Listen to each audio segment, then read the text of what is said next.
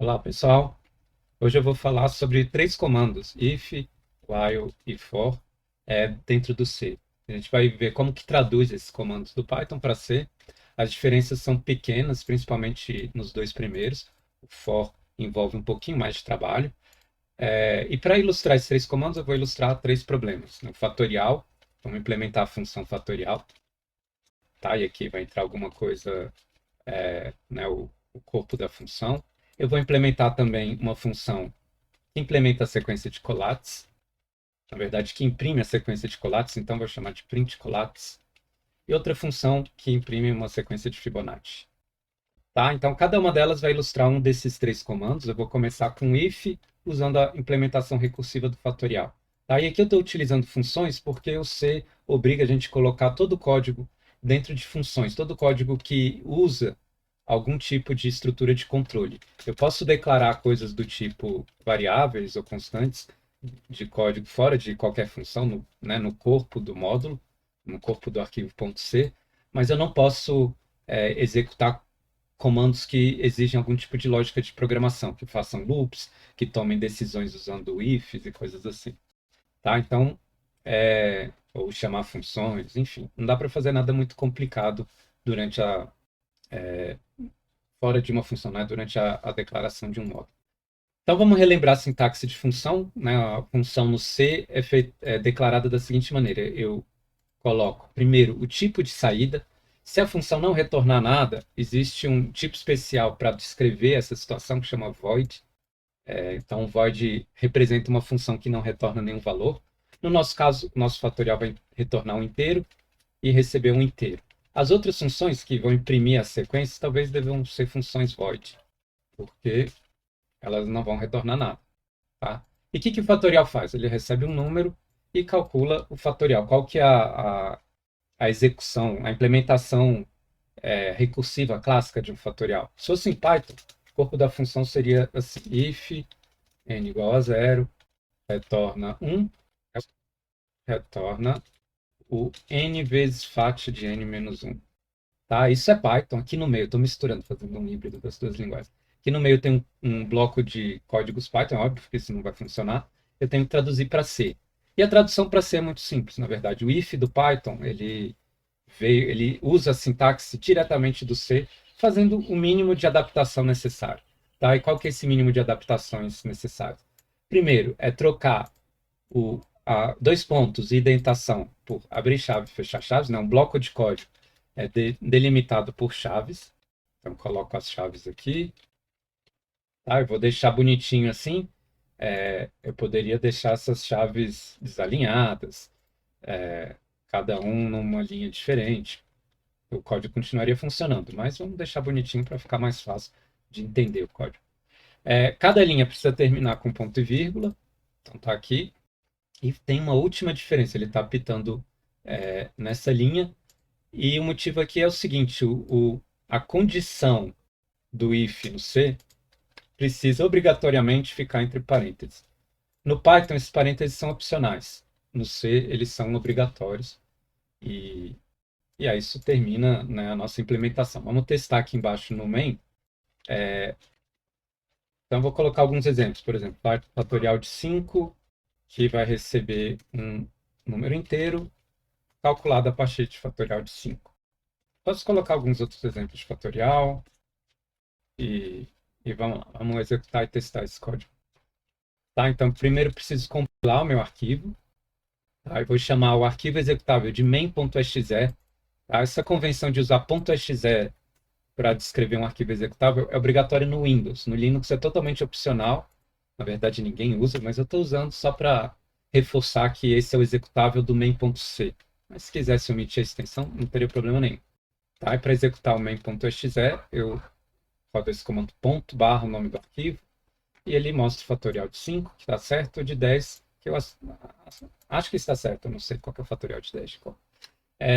Para ficar um pouquinho mais prático, eu posso rodar os dois comandos de uma única vez. Posso fazer assim. Esse e-comercial é uma sintaxe do terminal do Linux que permite encadear vários comandos. Então, como que funciona aqui? Ele vai rodar primeiro esse comando. Se esse comando for bem sucedido, ele roda o próximo. Se tivesse mais elementos na cadeia, ia fazendo isso enquanto os comandos forem bem-sucedidos. Tá? E essa decisão para dizer se o programa terminou com sucesso ou não, ela tem a ver exatamente com esse número de retorno. Eu falei para vocês na aula passada, a função main retorna um inteiro. E esse inteiro diz qual que é o código de erro da execução daquele programa. Se o código for zero, o sistema operacional entende que o programa executou de forma bem sucedida. Então, na verdade, é isso aqui que esse comercial faz. O sistema operacional executa o compilador. Se o compilador, na função main do compilador, que provavelmente é muito mais complicada do que essa, mas é uma função main, o GCC é escrito em C, vai retornar um número. Se retornar zero, porque a execução foi bem sucedida, ele passa para o próximo comando e roda o main.exe. Então eu posso rodar os dois de uma única vez, num único comando. Isso é mais prático para testar as alterações no nosso código. Tá, então esse foi o if, só relembrando a diferença para o Python. Além daquelas diferenças básicas, né, de colocar ponto e vírgula no fim das linhas e trocar o bloco indentado por chaves, a principal diferença aqui foi colocar a condição entre parênteses. Mas fora isso, os comandos nas duas linguagens são praticamente iguais. Vamos passar para o próximo, então, o while. E no while a situação vai ser muito parecida. Vamos implementar a sequência de collates em Python, aqui dentro da função. Depois eu faço a tradução para C. Tá? Então, na sequência de collates, eu vou imprimir o número. E enquanto esse número for diferente de 1, já estou colocando C, eu determino qual é o próximo elemento da sequência. Então, eu vou fazer assim, eu vou colocar esse print no final, eu vou imprimir o número aqui dentro e calcular o próximo. Tá? Então, se o n for par, ou seja, se a divisão de n por 2 for igual a 0, o próximo n vai ser n dividido por 2, né? A divisão inteira de n por 2. Caso contrário, se for ímpar, n recebe 3n mais 1. Essa é a regra de collates. Tá? Isso aqui seria Python, que obviamente não vai funcionar aqui. A gente vai converter para C. Então, vamos começar colocando os pontos e vírgula, as chaves. Tá? Então, está quase Python. Lembra que o if precisa de um parêntese. E aqui a gente precisa só se perguntar um pouquinho a respeito do significado desses operadores. Notem o seguinte, aqui aconteceu uma coisa curiosa. Barra, barra é o sinalizador de comentários em C. E seria equivalente ao hashtag no Python. Tá? Então, barra, barra define comentários. E no Python, barra, barra é a divisão inteira. Então, a primeira pergunta aqui para traduzir é como que eu escrevo a divisão inteira em C? Aqui eu estou dividindo do n por 2, mantendo somente a parte inteira. Tá? E a divisão inteira no C, na verdade, é só a barra. O C não faz a conversão automática para float. Então, se eu dividir dois inteiros em C, o resultado vai ser um inteiro. É diferente do Python, onde se eu, por exemplo, dividir 1 por 2 em Python, vai dar meio. Se eu dividir 1 por 2 em C, dá zero, porque é a divisão inteira. Tá? Então, a barra é a divisão inteira. Se eu quisesse fazer a divisão decimal, eu precisaria converter um dos números para número de ponto flutuante antes de fazer a divisão.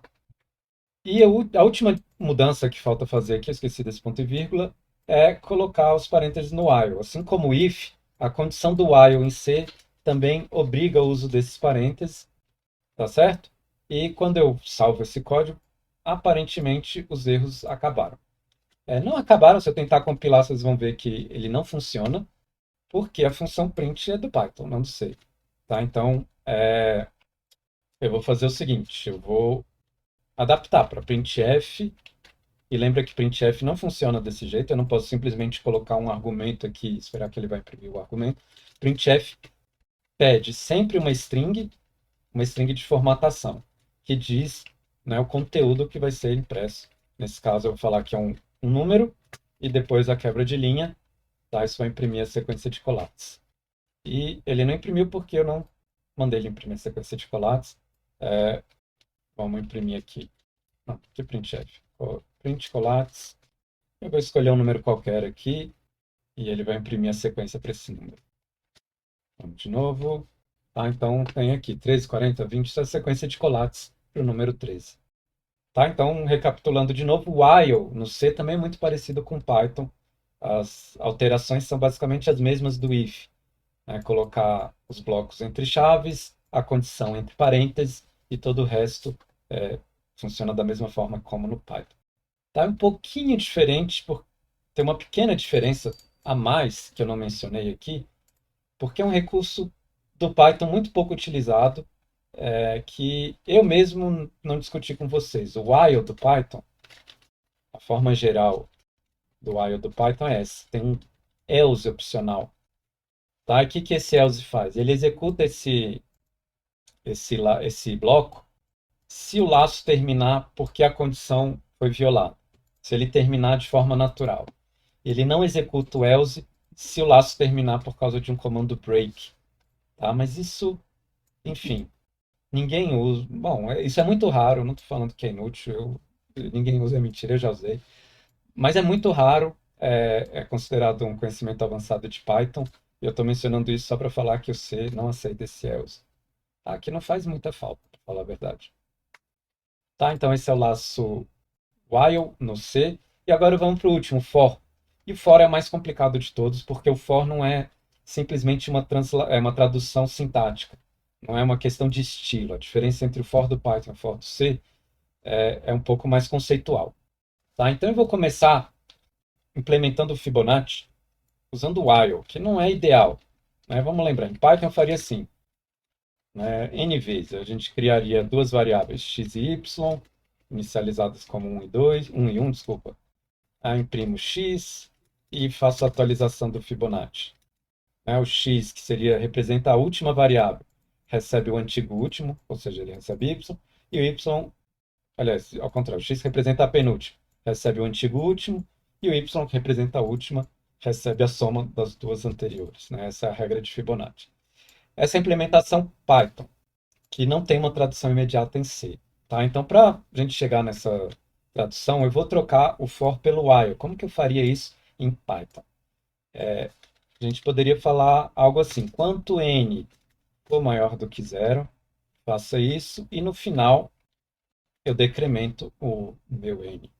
Tá? Então, por exemplo, se o n começar com o valor 2, na primeira iteração ele termina o laço valendo 1, na segunda iteração ele termina o laço valendo 2, e na próxima, valendo 0, desculpa.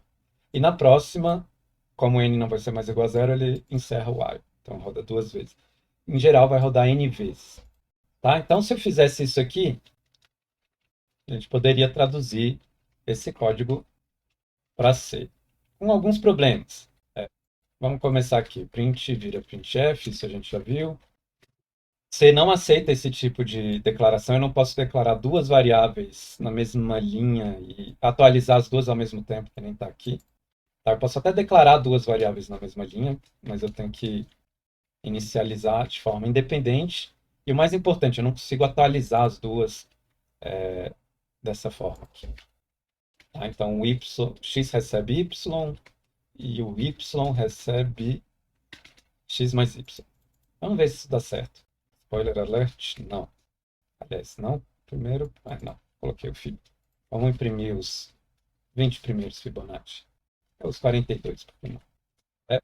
Ele cria uma sequência que claramente não é sequência de Fibonacci, na sequência de potências de 2, e a gente já viu isso antes. Quando eu faço atualização independente, eu perco a regra de Fibonacci, porque aqui nessa linha, na linha 35, x foi atualizado para y. Então, esse x que aparece na linha 36 já é o x atualizado, ou seja, ele já recebeu o valor do antigo y. Então, na prática, essa expressão y recebe y mais y, ou seja, y é igual a 2 vezes y, e por isso ele cria essa sequência de potências de 2. Eu preciso de uma variável auxiliar.